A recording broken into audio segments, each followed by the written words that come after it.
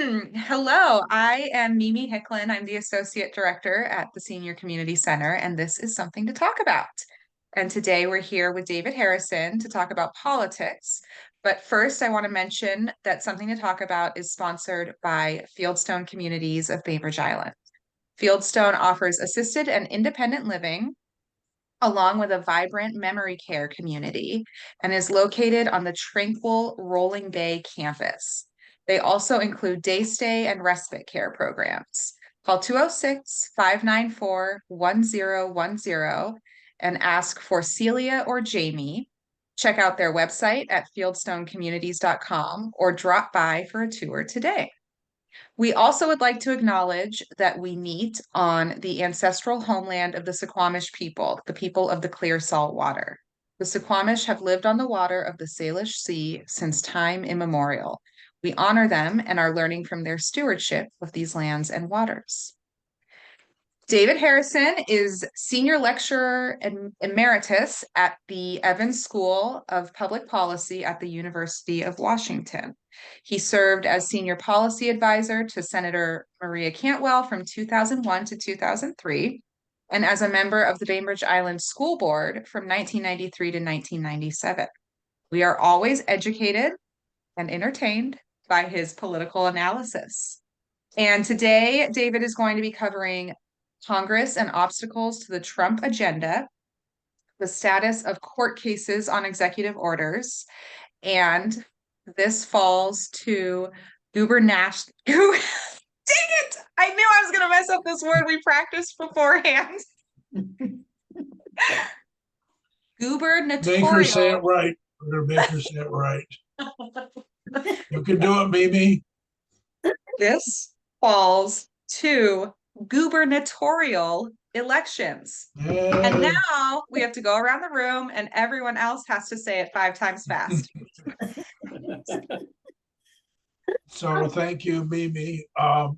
As some of you know, we've been silent since November or December, whenever we signed off. And it's ironic that we're coming back on now because this week is, and all the awful news has brought better news, the best news that we've had since election on a couple fronts. So that's nice. But of course, it doesn't change the monumental, it doesn't fundamentally change the monumental damage that we've been facing and will continue to face, but it's still nice to get a little traction, and I'll talk about that. We're coming back on for good, or as long as we need to, in May. We're taking April off, and then you'll start getting notices for May and every month after that on Fridays at Friday once a month at 1:30. So that's what we're going to do, and hopefully you'll join us. So I think you probably, since we have some, welcome to Christina from far away, I think, and congratulations on her new position, and welcome. I think most of you know the 2 good things that happened this week, but I'll go back.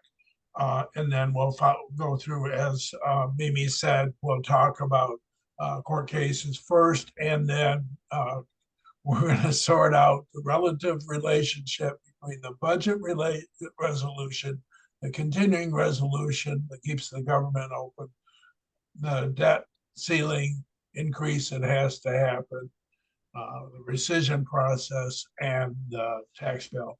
So those are going to come in a certain order. And this will be much more interesting, compelling, and spine-tingling if we all know just exactly how they're going to emerge and we hear some predictions. So the court voted 5-4, Supreme Court, mostly on a technical basis, to let a federal district court judge force the Trump administration to release what may end up to be $1 billion or so in U.S. Agency for International Development contract money. This is for contracts where the work's, for the most part, already been completed. And you could look at it and say, well, that's uh, disappointing that it took a 5-4 vote. But interesting thing about it was there was a way for Amy Coney Barrett to get out making that vote, and you could have seen a 5-4 vote or 6-3 vote saying that the federal district court judge had to wait or jump through 17 hoops or whatever. It's very interesting that she gave John Roberts that vote right now. And it bodes very well with regard to, on several fronts, her willingness to hold the Trump administration accountable for following the law and the Constitution with regard to expending money that Congress has appropriated. So it's a very big deal, and it's a nice sign that the court's not going to fold like it did on presidential immunity or close to fold. The second thing that happened is fresh news in the New York Times and other places about what went on in the cabinet meeting yesterday, which turns out to have been a major exchange between Elon Musk and Rubio, where Rubio did what some of us have been thinking he might do all along, which is stand up for being a cabinet secretary who bears the responsibility to run his cabinet agency and advance the goals of the country, such as they are. So it's nice that there was a showdown, and I'll say a little bit more about it. But basically, that's the genesis of Trump saying, we're not going to use an axe or a hammer, we're going to use a scalpel. I'm not sure I believe that, but things are improving in terms of the mass layoff uh, approach that has been taken. And one of the reasons it's improving is there's a couple different reasons. One, the court has been very uncomfortable with it, but secondly, so has the Senate. So Musk went over and talked to John Thune and others. And as many of you know, there is a process that was passed in 1974 with regard to how Congress, at the bidding of the president, can rescind already appropriated money, and that's the process that should be utilized. What's amazing is in the paper it says that Musk didn't know such a process existed. I think that's baloney. For one thing, the Trump administration unsuccessfully used that process in 2017 after Trump was elected. You may or may not remember at that time, Susan Collins and others failed to provide the votes, so they didn't get to 50 votes. So they were unsuccessful in rescinding funding. Anyway, those are the two good pieces of traction for people who think that maybe the bewildering flurry of actions and executive orders and other steps might not be so good for the country. Uh, uh, so that we have a little chat going on, and I want to recognize Claire noted that she just has been through a indivisible session on the nature of budget reconciliation. So, and she shared some links. So I will take up that issue of what's happening next in the reconciliation process. But thank you, Claire, for providing the links. I want to talk first a little bit on the legal front. New York Times, being the newspaper of record, also has a sensational article on where legal proceedings stand. We knew that organizations were gearing up. I touted for a long time the Brennan Center. We knew that the states' attorneys general, including ours, were going to stand up. And there's a coalition nonprofit that some of you know about that I touted in my blog called Democracy Forward, who just won the biggest, got the biggest restraining order so far with regard to mass layoffs at Department of Agriculture.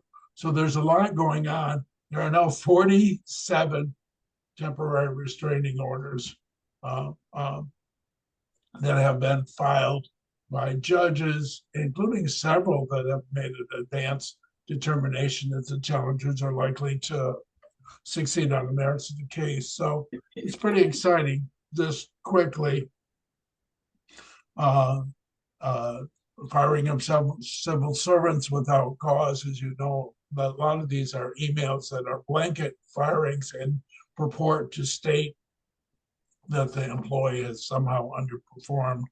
Uh, Musk's powers have been blocked, made worse by Trump in the State of the Union, if that's what that talk was. He kept on referring to Doge, to Trump as to Musk as Doge director, and the administration's lawsuits have maintained that Musk is not the Doge director and it's just an advisor. So they blew up their own defense. Pursuit of sanctuary for immigrants, Quakers and some other religions have blocked the power of ICE to go into their places of worship, blocked also refugees, the Constitute Refugee Services, which is a whole separate thing where people who are brought in as refugees officially for the United States have basically service centers, and that money has been preserved. Funding to states, there's a restraining order blocking on that.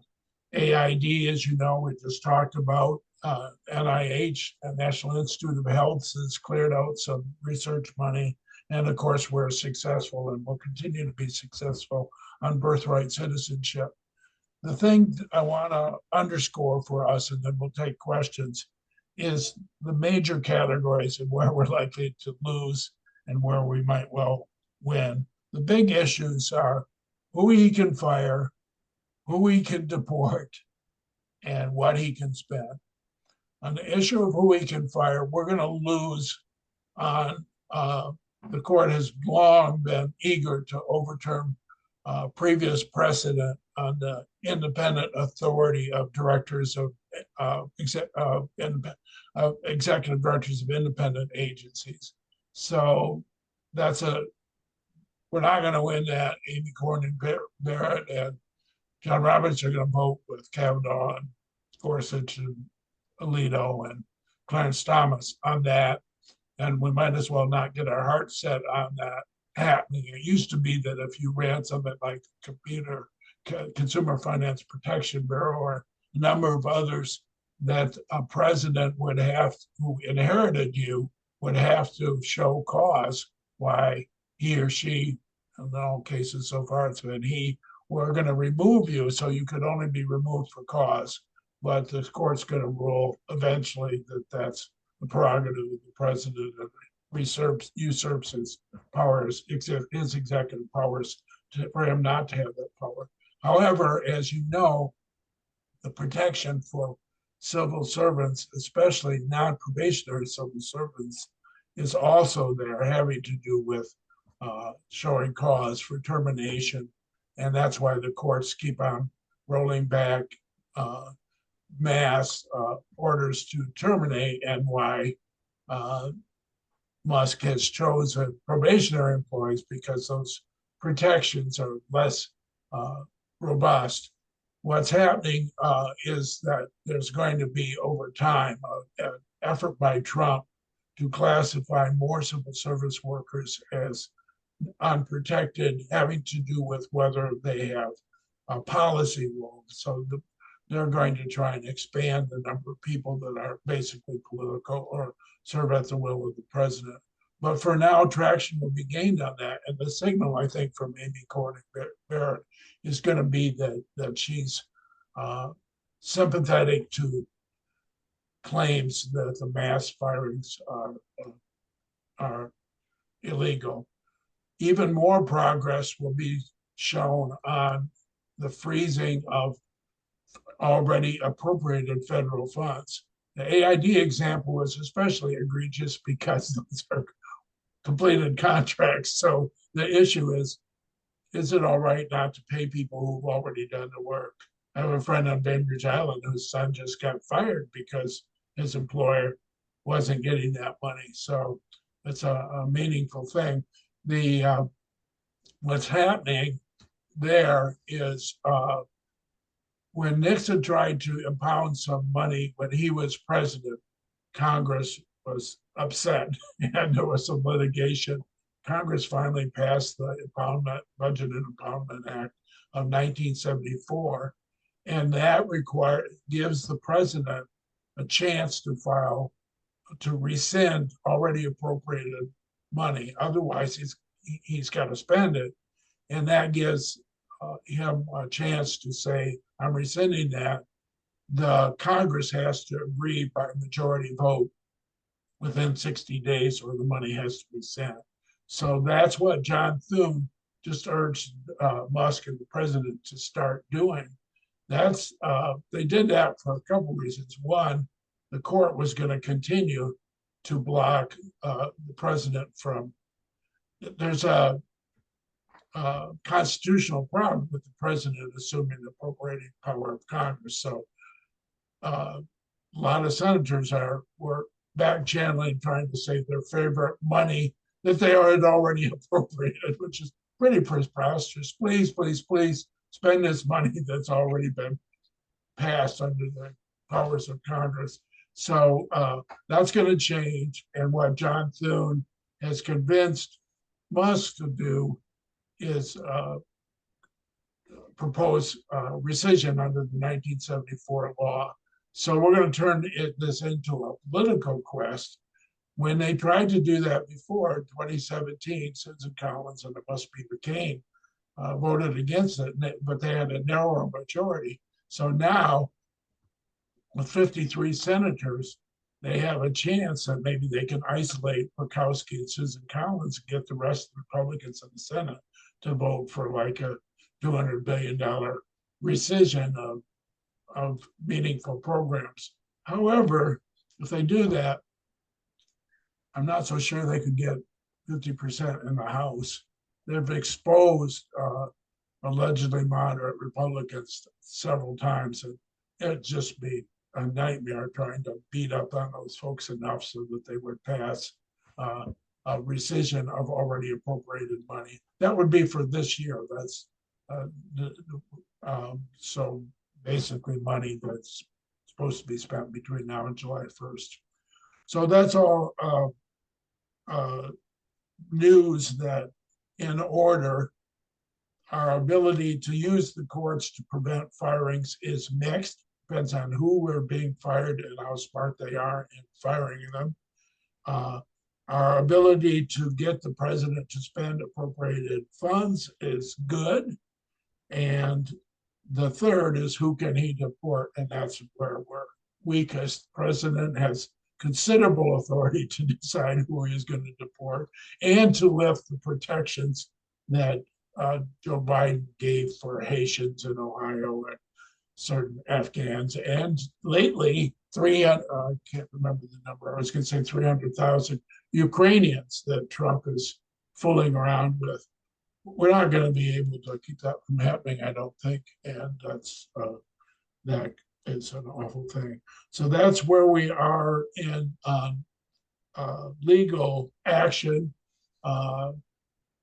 It's interesting how little this side of the deal is being reported on. And my theory on that is it's harder to make into a news story until the Supreme Court votes. Even an appellate court upholding an order of a federal district court judge on something like birthright citizenship, you don't hear much about. You're just hearing whatever storm is biggest in America and threatening households, plus whatever really crazy thing Trump and Musk did is the nightly news. And it would be nice occasionally for legal news to be reported on outside of Supreme Court actions. But the news is good. The hope for major effort to block Trump in the courts is doing quite well. But is it going to work with regard to protecting deportations? Might work in terms of protecting sanctuary churches, which would be nice. Questions, thoughts, and concerns about this first of our three issues? Oh, Jake, you must have something to say. I'm looking right at you. You're muted too. Jake, you're muted. Jake, you're muted. You're muted. I didn't hear a word you said. Jake? I said I had to laugh when you said, does anybody have any concerns? I'm thinking, oh no, everything's just peachy. That's right. Yeah. I referred that to in my blog as we need to have guided theory. I believe in theory. I I'm not so sure that I mean we all know November was a pretty hard month, but we were always going to resist. So that's what we're doing.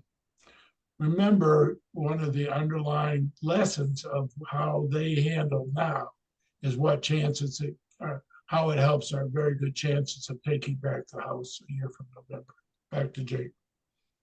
I'm thinking one of the most important things, though, that we all need to do now is find trusted news sources that are actually giving us reporting the intensity and urgency of what's going on, because I still find regular broadcast television is still softening the blow. I think they still have to sell ads and they still have to do whatever they do. And I'm finding some really great reporting that's timely and because everything's happening so darn fast. Yeah, that's right. You can't afford to take a day to learn what's going on. So for us, it's using Blue Sky and Substack to seek out writers and reporting that we trust.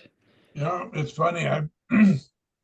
I'm not necessarily a huge fan of Rush, but his Substack article on the 10 Yeah. things were going well was excellent. So good for him.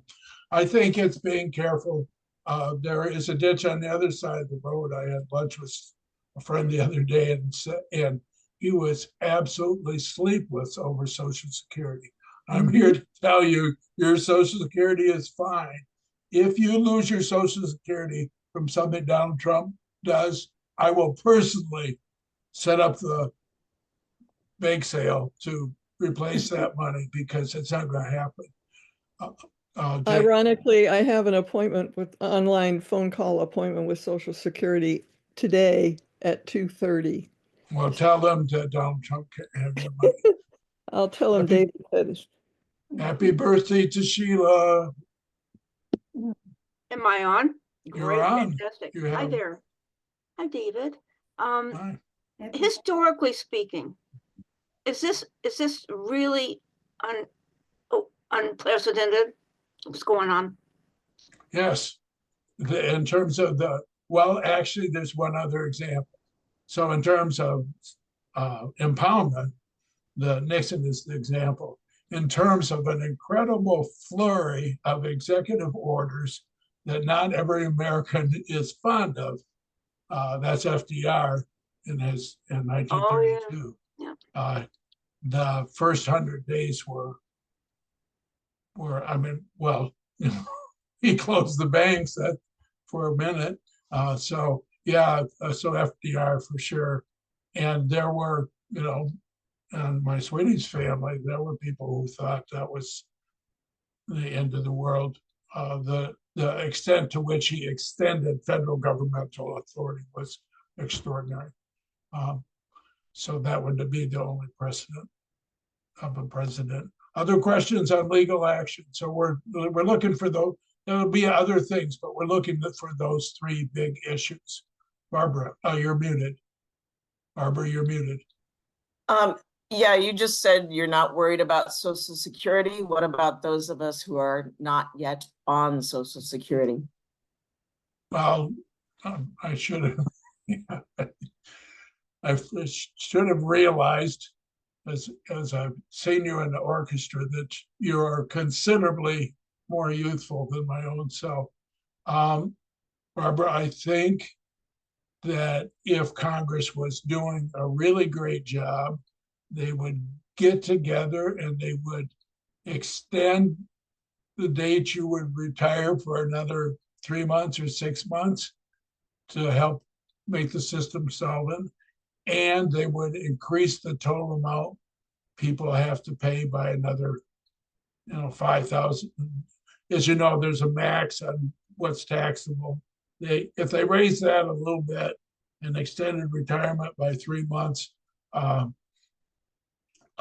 would probably be a good thing. And you could probably see that happening sometime in the next 10 years or so. But they would have to walk the plank together to do that. And right now, they would not trust Trump to walk the plank with them. They get out there on the plank and they would be in the water and he would be putting on a crown from the top of the ship. So yeah, I think that would be the kind of change that would touch Social Security. But as you know, that kind of grandfathers in those of us who are grandfathers. There's another question somewhere. So Cynthia, is that a question, or you're muted? Are you there? You're still muted. We're not going to let you talk unless you unmute yourself. You could do, there you are. I forgot what I was gonna say. No, well, No, Well- no. When you talk about wanting to see more media that's talking about more issues that are positive and how these things all fit together, I really get that. And I noticed that I'm getting people of great intelligence and calmness sending me things that are, it's as if fearful articles are what people just can't seem to stop passing around. And I have to say, I'm really disturbed by that. And some of these people are close to me. They believe what I believe in, and I don't want to hurt their feelings, but I think we need to up our game in how we process our media content that's available. And the latest one, this is a question, I don't know if it's for this subject we just covered or it's coming up, this idea of a federal crypto reserve. that's real. He does want a crypto reserve, so I don't know, I think, I don't know what damage it will do to us, but I think it's nonsensical. But yeah, that's a real thing. Okay, so It's not a fake effort by Trump. You can find, I think there's an executive order that's been filed or is imminent. I want to go to the relationship between 5 things. This is really hard. Continuing resolution that funds the government till July 1st. It's now March, but they have to do that in the next 9 days or they have to shut down the government. The budget resolution that creates a new directive on how budgets are going to be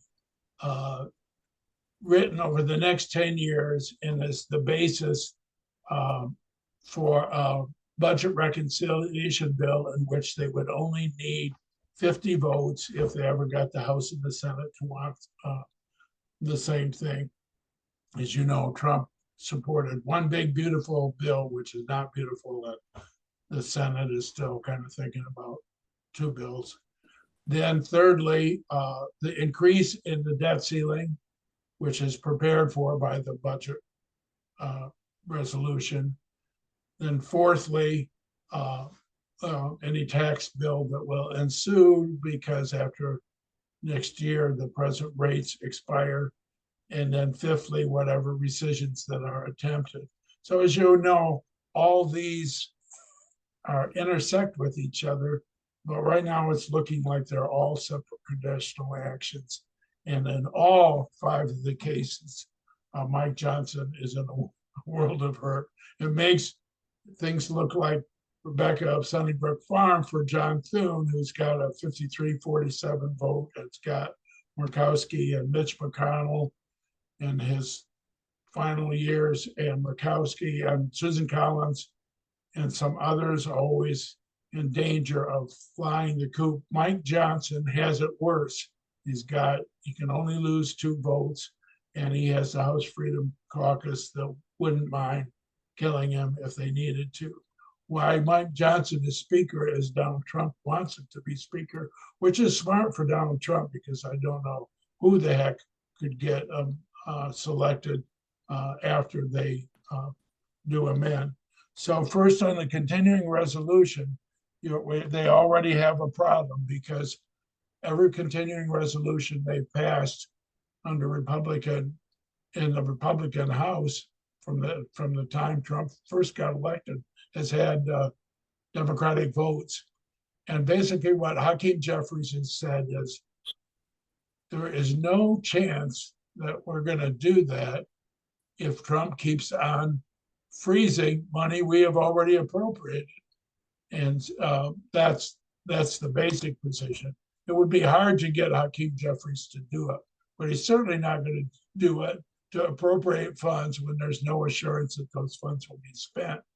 So lately, the Freedom Caucus has been saying to Mike Johnson that they might vote for what's called a clean CR, meaning no attempts to codify DOGE cuts or anything of that sort. Don't plan around us. We're just going to keep the government open at the present spending levels between now and the end of June.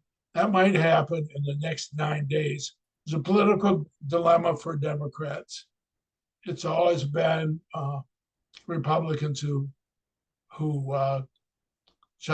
got blamed for shutting the government down, and so there's always a danger that Mike Johnson will get the votes and that Hakeem Jeffries won't give him the 5 further votes or so that he needs, and that blame will be cast. I think Trump is so vocal on things like this. I'm not really worried about that. I'm sure Hakeem Jeffries will act wisely, but we're remembering that the first thing they have to do, and they have to do it right away, is keep the government open.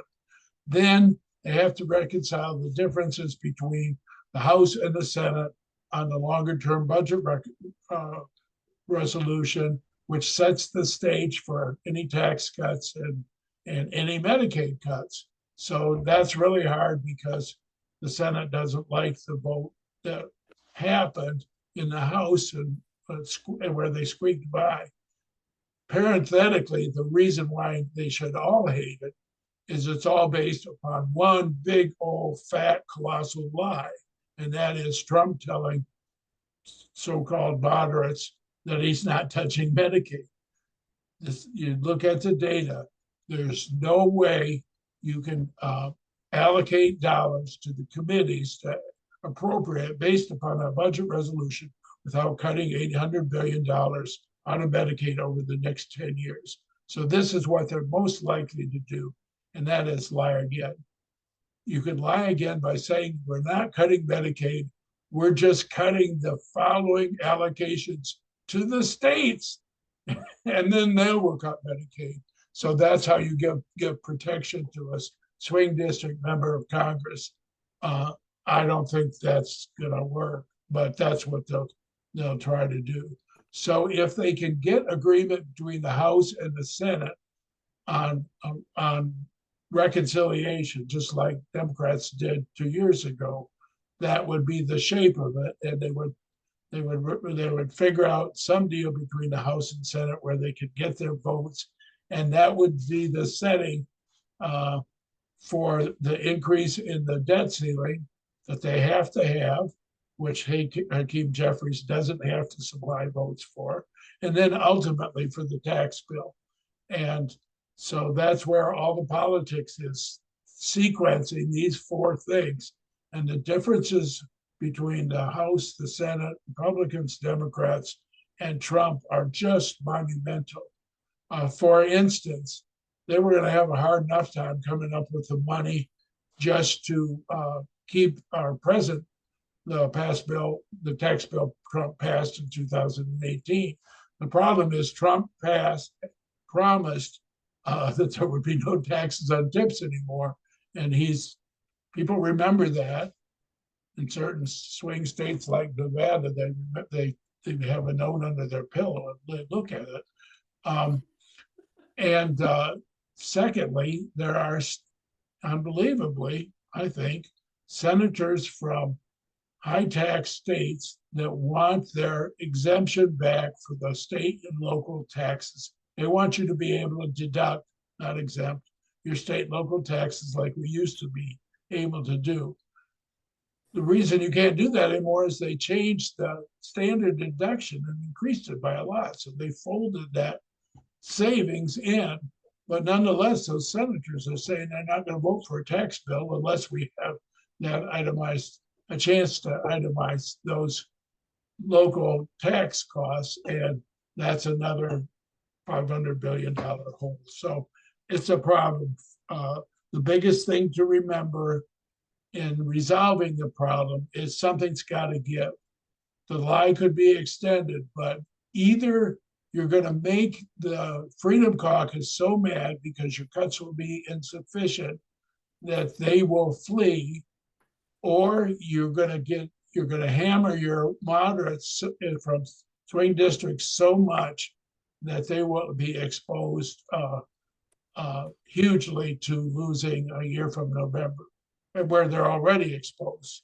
So it's a bad deal based upon Trump promising that he's not touching Medicaid, which was never true and can't be true and wouldn't be true under the budget resolution that was passed. So there are other differences between the House and the Senate on these four things, but by summer, this is all going to be cleared out. If they are going to have a reconciliation bill, they got to get going. They got to get their 50% in both houses. They want to use that. We'll see if Claire wants to add anything. They want that budget reconciliation bill because that's how they don't have to get 60 votes. They only have to get 50. Same thing that we did. And that's where they want to pass some new money for defense and very much some new money for all their costs of deporting people. So they want that very badly because otherwise they can't get a bill through the Senate.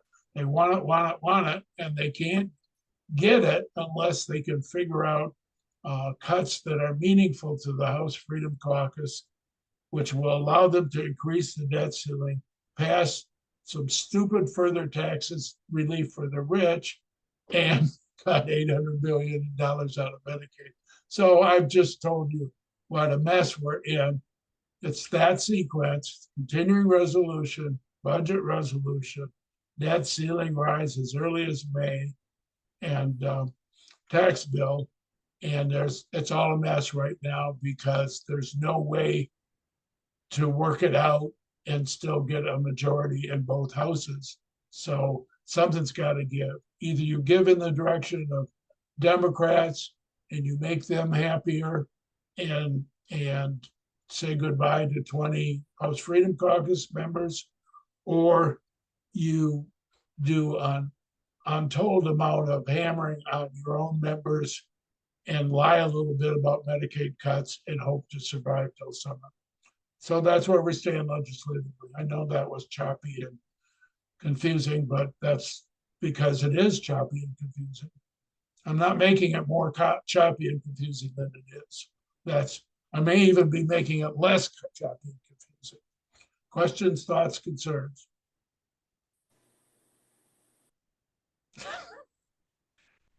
Did I put you to sleep? Are you there?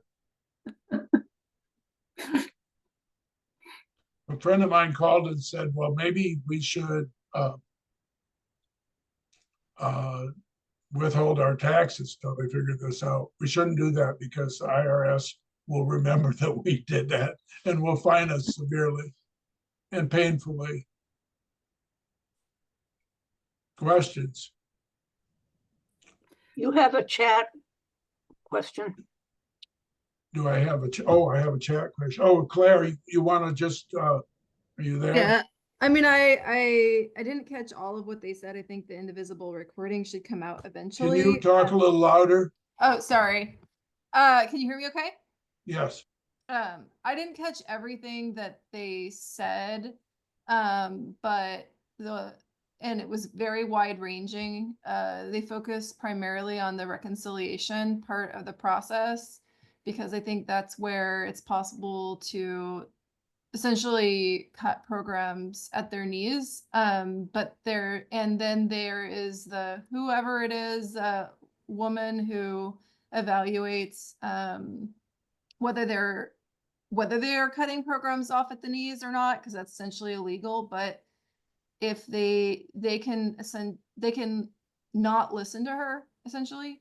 But if they go, the sense I got it from what they were saying, and correct me if I'm wrong, is like if they go so far, then eventually they might have to have a 60 votes, majority votes. So they try to be careful about how many changes they make to the reconciliation process.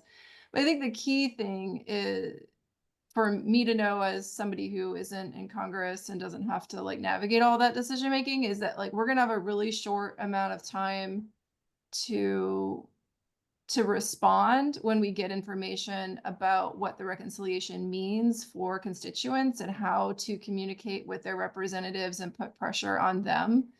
That was, I think, the thing that I really took away from the conversation is like we have to be really nimble and quick to communicate with people about how it's going to affect them. So that's excellent. So two things. We pretty much know those members right now. So certainly in the Senate, Murkowski, Collins, Mitch McConnell, Cassidy of Louisiana, Mike Brown of, I'm sorry, Cassidy of Louisiana, Mike Brown of Indiana. I'm leaving somebody out. You're thinking of anybody who could even Thune himself conceivably stand in the way of a really awful agreement.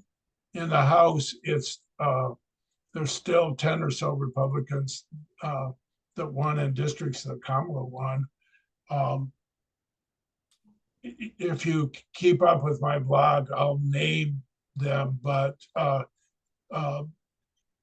there are, if you Google which House members have the most Medicaid clients, highest percentage of the people receiving medical services on Medicaid, which Republicans have that, you'll get a great list of people to call.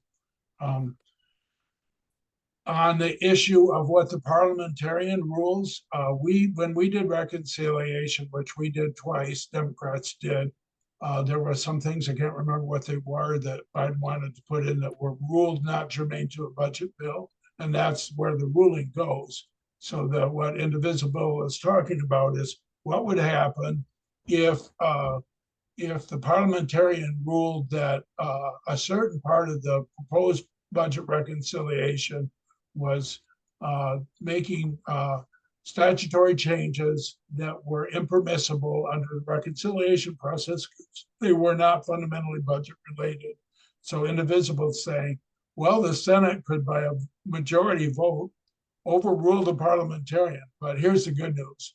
Indivisible rightly has that as a fear. I don't think there's any chance the Senate would kill its own process because they'd be afraid. It's just like the filibuster. It's a protection against for you if you're ever in the minority. And so that's why I don't think they would do it. But that's a pretty broad leeway. You can get a lot of things into it. You certainly could get immigration policy into it. So thank you, Claire, for updating us on all that. And the lesson is, if you're into calling and letter writing, which some of you are, now's a good time. Don't be afraid. Some member of Congress's website discourages people from out of state. Just do it. There's nothing like a phone call. You don't have to say you're from Bainbridge Island. Nothing like a phone call. I can promise you, having worked for a senator and advised several members of Congress, they count these things. It is true that your careful wording of your message in paragraph 3 is harder unless you get a human. Another thing you can do, which I've done, is you could call local office because they keep a count there too, and they report that count. You're more likely to get a human if you call some congressman's district office than if you call his or her national office. So all those are tips. Other questions on, yes. Yeah. I just want to make a comment that I've been calling our senators' local offices in Bremerton and in Seattle, as well as their DC offices. And the local offices, I often get a person and get to talk with them and, you know, give my 1 minute speech about what I'm concerned about. And so I agree with you, David, that the local offices are often a place where you can actually talk with a person. And remember that, you know, they talk to their senator, and most of those senators and almost all the members of Congress reps come home every weekend. So back when I worked with Maria out of Seattle, you know, we all talked about this stuff all the time. Other questions before I move on to our last topic? So Just one yes. thing, David. You have Barbara asking, is our Medicare in danger? And Oh, I I'm would sorry, add to Barbara. that Social Security. So Claire says a lot of things are happening now that didn't happen before. Above that. Yeah, no, I'm just, Okay. yes, voicemails are counted, Cynthia. Claire, you're right. It's just a hard situation because everything's new. Barbara, Medicare's not going to be touched. So that's just because that's good. It just shows our political efforts of the past have been successful. Did we lose you, Barbara? Are you there somewhere? I don't see you on screen. Anyway, I'm we'll answer. here. I'm here. I was just There we go. muted and Yeah, no, they're not in going the to touch dark. Medicare. The reason why Medicaid is more popular to touch, although unpopular, is it's primarily poor people. Although there are a lot of seniors, as we all know, who get Medicaid services in their last 10 years of their lives.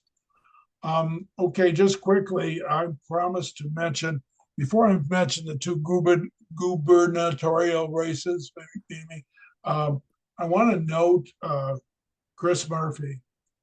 Some of you have been thinking, oh, who the hell is going to be a spokesperson for resisting? Who's an elected official? And, you know, Gretchen Whitmer's out there in Michigan, and people, we're just not set up for that. If you don't have a majority leader of the House, majority leader in the Senate, speaker in the House, and then you don't have a natural leader, and it's certainly not going to be Schumer. That's not what his job is. And Harry Reid before him was awful at that too.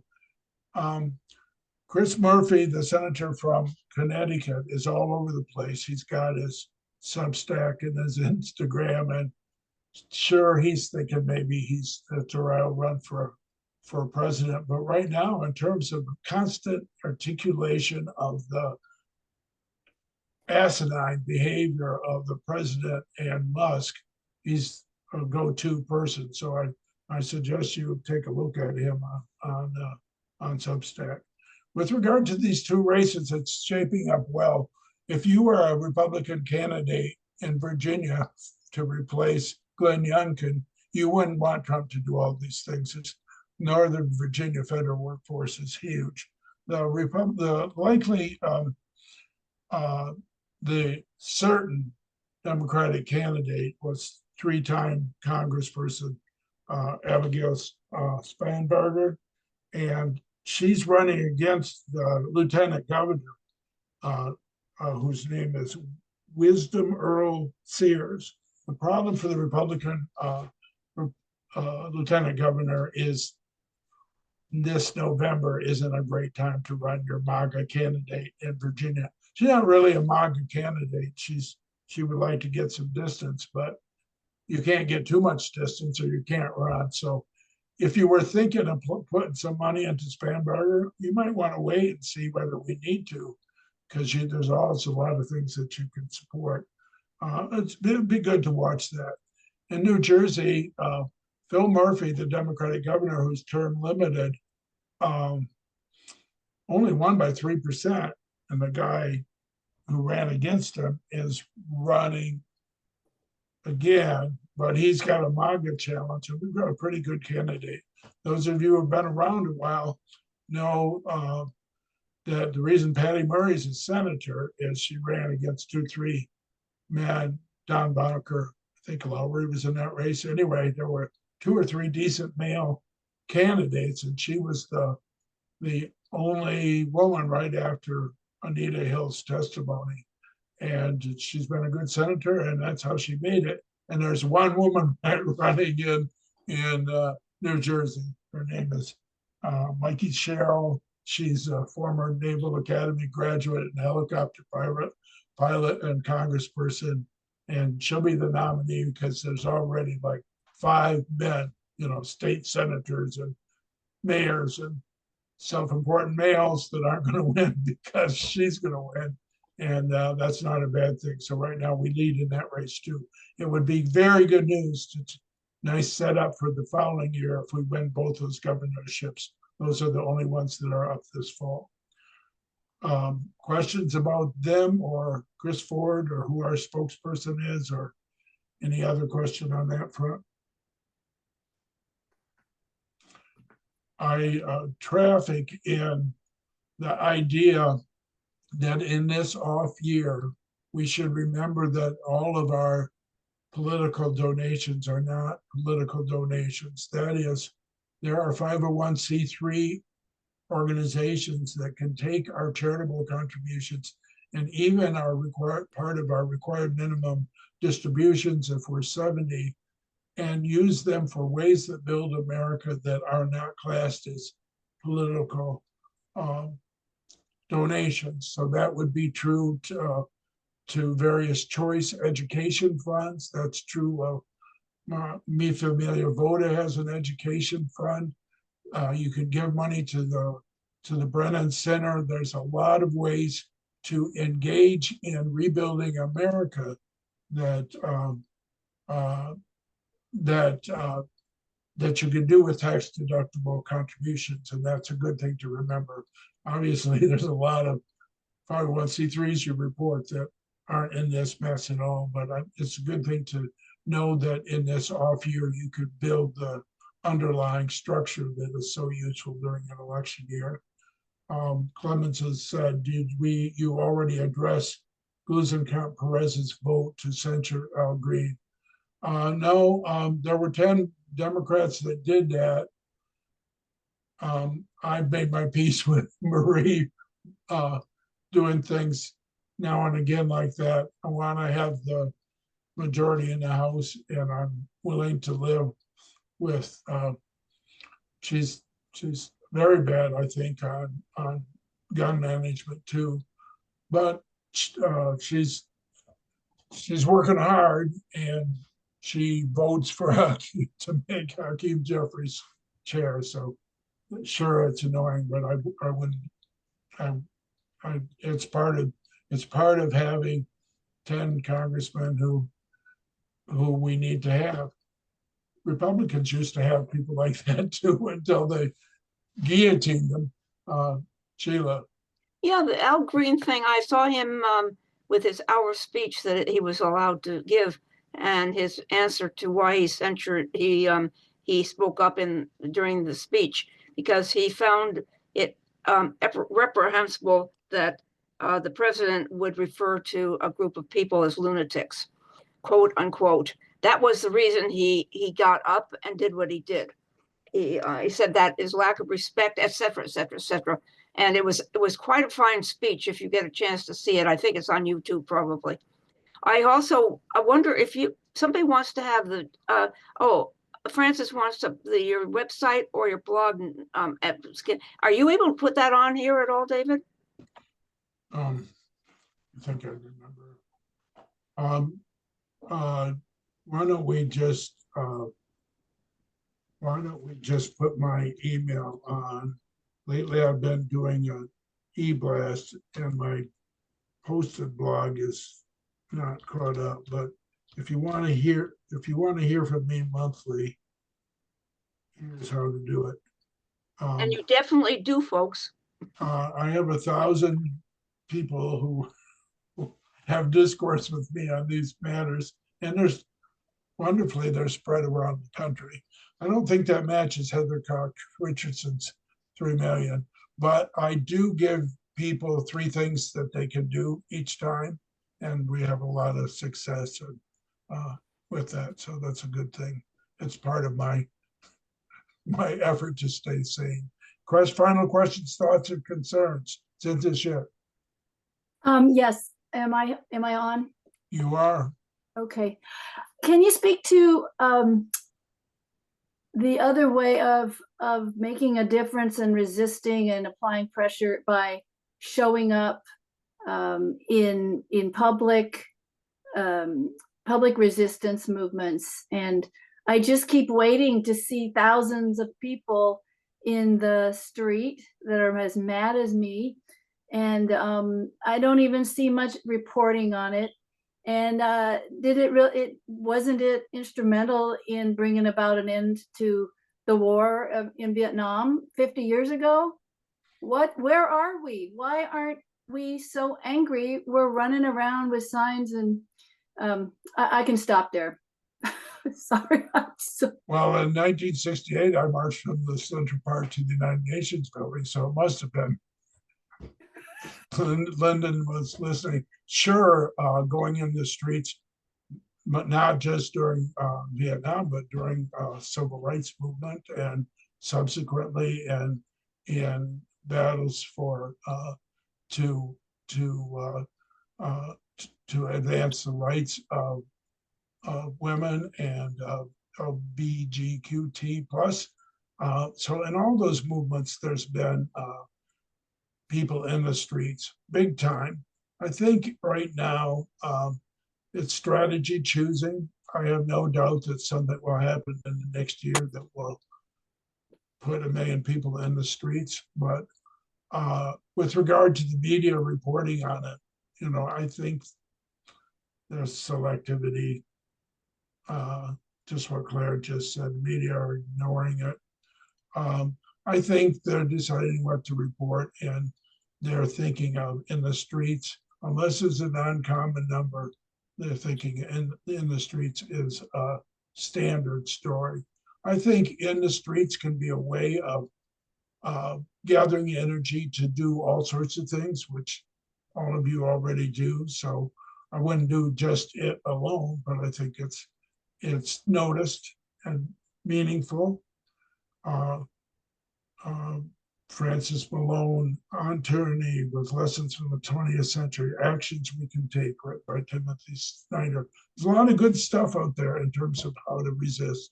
And we not all doing it in the same way, but if enough of us do it, I'm here to tell you that's exactly how we won in 2020. We took Trump down once. We didn't think we had to do it again. We made some mistakes. There were some self-inflicted wounds, but we didn't do it. We didn't. On January 6th, 2020, we would have taken 2021. We would have taken bets that he was done, and it's too bad that he's not. It's bad for America, but we're not done. We're not done at all. So let's just keep going. We're already making some progress. This last week was great, and we're getting noticed. So let's keep it up. Thank you. Thank you. Thank you, David. I'll be back to have us visit in May, and you'll get a note from Rita and Mimi with regard to the date of that. And then we'll start doing this monthly. I do. I'm gonna get it. David, welcome back.